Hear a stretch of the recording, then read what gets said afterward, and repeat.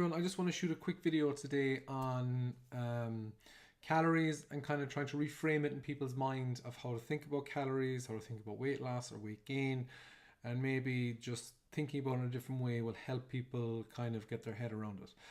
So the tracking of calories, I saw a very clickbaity headline yesterday from an organization that tries to sell nutrition certs that calories don't count. And it was just a clickbait article to get people to click it and then show you that it does, but there's also other things involved. But fundamentally, when it comes to weight gain or weight loss, calories matter. So if you're in a weight or you're in a calorie surplus, long term, so day in, day out, you'll gain weight. If you're in a calorie deficit, as in you're eating less calories than you burn off on a day-to-day basis, you'll lose weight. It's very simple like that. Now, I'm going to reframe this with money. So, or wages, or salary, or whatever way you want to look at it. Okay, so that's the way I'm going to reframe it to people. So when you tell people, look, track your calories, you kind of get met with objections of, oh, that's obsessive. Oh, couldn't do that. That's a bit weird. That's a bit this and that, and that's understandable. I get it. People have never done it before, and it might seem a bit strange, which makes perfect sense. Calorie tracking realistically has only been kind of available kind of since smartphones kind of took off and tracking apps became more available, and food science became kind of better, so we could kind of better estimate the calories in foods. So it's only in kind of the last 10 years that realistically you can track your calories, or the normal person can track their calories without needs for labs and expensive equipment. You can literally do it on your phone with a free app. So it's much more simple to do, so it's not as obsessive as people think. Now, when people say it's like a friction or it's this thing, the way to think about it is this, right?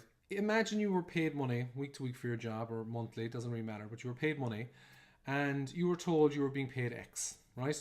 Let's say you're being paid, I don't know, €2,500 a month, let's say that. But your company or your boss doesn't give you a pay slip. So you're just taking their word for it that they're paying you €2,500 a month. Now, when you go to the shop to buy food or pay bills, just imagine there is no price tags on any of the things you're buying.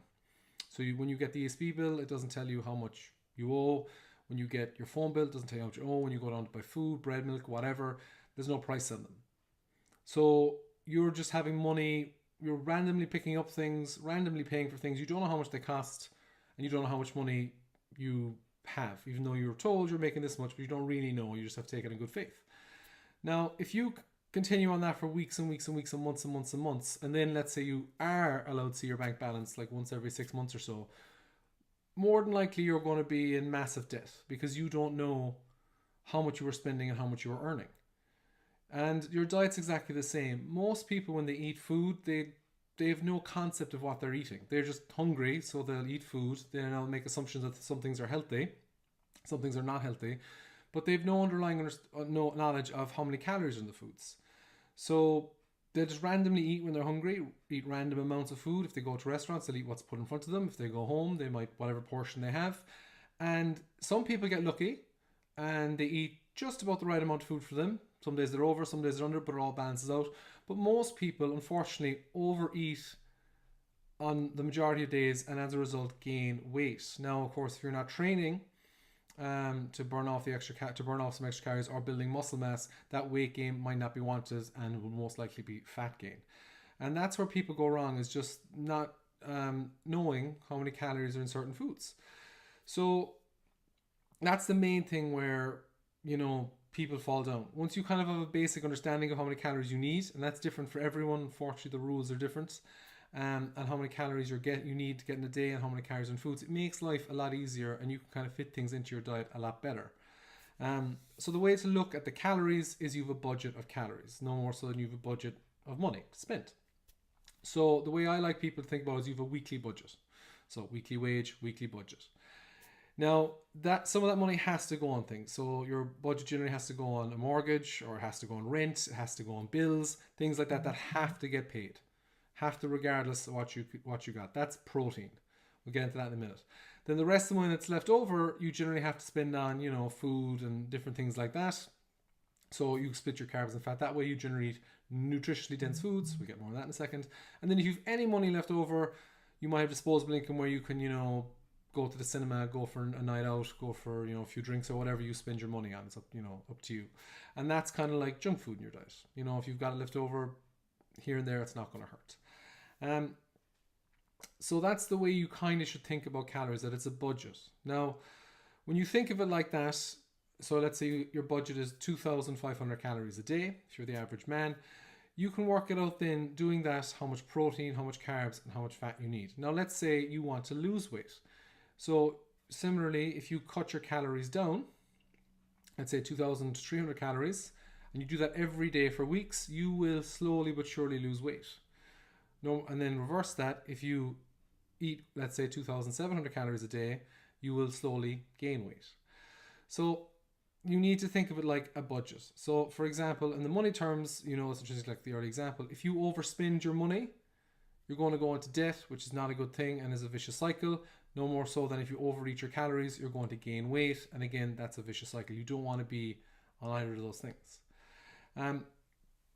Now, another thing when it comes to calorie tracking is it shows you obviously how many calories in food. And this kind of can open people's eyes to overeating of foods that might not necessarily be that are healthy or considered very healthy, but are very calorie dense. So the way I frame this to people is, if you make €400 a week and you give €400 a week every week to charity, which is a great cause, charity is very good, you have no money for yourself. So you've no money to pay your bills, you've no money to buy food for your house, and eventually that's going to go badly for you. And it's the same with food. You can eat like avocados, coconut oil, oats, whole grains, all that stuff, vegetables. They're all very healthy. But if you overeat the calories in those foods, it doesn't matter. You're still going to gain weight. So yes, you might be eating, loads of nuts and loads of avocado every day and thinking you're doing great and it's healthy and not understand why you're gaining weight. But it's just a fact that you're overeating your calories. And when you track calories and see how much they cost, your budget, how much they take off your calories, you can make better decisions with your food. So that's the whole kind of concept I kind of try and frame with people, is that, you've got so many calories to spend in a day and so many calories to spend in a week, and it's up to you how you spend them. If you're trying to lose weight, you need to be in a calorie deficit, and then you can work that out yourself choosing a fitness app or consulting someone like, ourselves in the gym or other nutritionists or dietitians who will help you, get the results you want. But the real thing about the losing weight or gaining weight is it's up to you with your calorie tracking. It is up to you to have personal responsibility to eat the foods that keep you in a calorie deficit if you want to lose weight, or calorie surplus if you want to gain weight. And a big thing that people don't realize is you might be doing perfect Monday to Thursday, but then come Friday, Saturday, Sunday, you overeat your calories so much through alcohol or junk food or just, picking food here and there, that you might have undone all your work Monday, to Thursday. Or another way of doing it is you might have saved money Monday to Friday, and then Saturday you might just, spend, let's say you've saved €100, but you might spend €150 on a Saturday, and suddenly on Sunday you're €50 in debt, but you still have to spend money. And that's how people go with their diet. They do very well Monday or Thursday, then the weekend comes and they undo all their good work, or worse, they overeat and they're actually further back than they were last Monday. So that's kind of the way you need to look at it. Another thing is when you do get results, and this is people need to be patient with this. When you're in a calorie deficit, it'll be slow at first to lose weight. It'll be really slow and steady. It's like saving money. It's really slow and steady. It's not, you can't suddenly save, if you make, like back to our first example, €2,500 a month, you probably can't save €2,000 a month because your living expenses are so high. It's the same with your calories. You can't suddenly drop 10 pounds of fat in a week. So it takes time and you have to be patient, and it builds up. Now, when you do start seeing results and you are making progress, don't waste those results by rewarding yourself with a huge bloat of food. Now I'll explain how you can work these things into your diet, and you don't have to kind of do this cheat day nonsense. But imagine you're saving money for a house and you suddenly save €10,000. And as a reward to yourself for saving the money for the house, you decide you're going to spend the €10,000 on a car. Now, everyone knows that's a stupid idea, because you're just going to waste the €10,000 you just saved on a car and you're going to have no money for the house. But when it comes to people in diet, they forget that they were dieting so hard for like months on end, and then they'll over like 1 week have a huge indulgence, and then that'll kind of slowly feed into kind of going back to old habits and overeating calories, and before they know it, they've gained weight back. So be mindful of that, not to kind of, I suppose, undo all your hard work with kind of one crazy week of eating. Now, the advantage of tracking your calories, like I said in the earlier example of spending your budget, is once you have your protein nailed, that's kind of the most important one, you can decide what you spend it on. So you can say, you can make things that you enjoy work in your diet.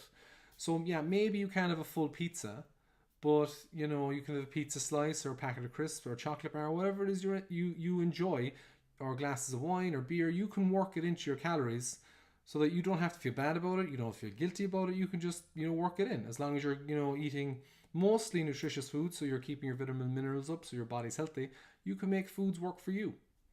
And a great example is the saving thing. So if let's say you've got a wedding on Saturdays, or you've got a christening, or you've got some family event or some event where you're going to be out eating food, very simply what you could do during the week is you could eat less calories Monday to Friday, eat a bit less food Saturday during the day and maybe the morning because it's an evening event, and then in the evening, because you've eaten less during the week, you've eaten less that day, when you do have an excess of calories maybe at the event, it'll all balance out in the weekly budget. And that's kind of the important thing of tracking your calories, is that it does work. It's a slow process. It does work. It's kind of once you get going, it's kind of really simple. It's just a matter of estimating how many calories you need, hitting that target daily for a while, seeing if you're getting results. If you're not, make changes. If you are, brilliant, keep going, and that's it. That's kind of the essence of weight loss. A lot of people will complicate it with more things, but for the vast majority of people, it's just that. And when people kind of object to it, that it's obsessive, like I said, or it's like, well, if you want to lose weight, that's what works. There's no kind of other way around it. Like if you go to the bank and go, I want a mortgage, and the bank goes, you have to save money, and you go, I don't want to do that, well, they're going to like, go, get out. They're not going to give you the money. And it's the same with the diet. If you are unwilling to be aware of your calories or even have a concept of them, you're not going to get the results you have. And you can say, yes, it worked for XYZ and this person and that person, but that's the rare exception. For the vast majority of people, it is just understanding that you need to get below your calories to lose weight, your maintenance calories, and if you want to build muscle and all that jazz, you need to eat above your calories. And it's once you get your head around it and start, it gets very, very easy to do long term. And that's it. That's the basic thing. So just remember that your calories are like a budget. You've so many to spend in a day or a week. Once you hit your protein, that's the most important one. That's the building blocks. Think of that like your bills. That has to be paid. Once you have that sorted, your carbs and fat, you can kind of do, most people kind of, usually it's kind of, they have carbs and fat kind of split evenly. But it's up to you how you want to spend them. And then if you want to make food fit into your diet, you can make it fit into your diet. And that is how it works. That is how most people see results and most people gain weight, is they aren't paying attention to what they're eating, and slowly their calories go up. I have first-hand experienced this. I gained a lot of weight before Christmas because I wasn't paying attention to my portion sizes, and I ate a lot of calories over what I should have been, and I slowly gained weight. And then after Christmas, I basically tracked my calories, and slowly but surely the weight fell off again. And that's that. And I know that if I stop kind of paying attention to my calories, my weight will go up again because my portion sizes will, increase a little bit here and there, and slowly but surely I'll gain the weight. So I would say try it. If you've tried everything, try tracking your calories for a month, hitting maintenance calories or just below. You will be amazed at the difference. You'll also be amazed at seeing some foods and how much calories they have, and some foods and how little calories they have. And just think about it like a budget, like money. You've so many calories to spend. You've so much money to spend. Once you pay your bills and the essentials, it's up to you how you spend the rest. Spend too much money leads to bad things, debt. Eat too much calories leads to bad things, weight gain. All right, guys, I hope this helps. If you have questions, please ask in the comments below. If you think this will help someone, share it away, and we'll talk to you later. Cheers.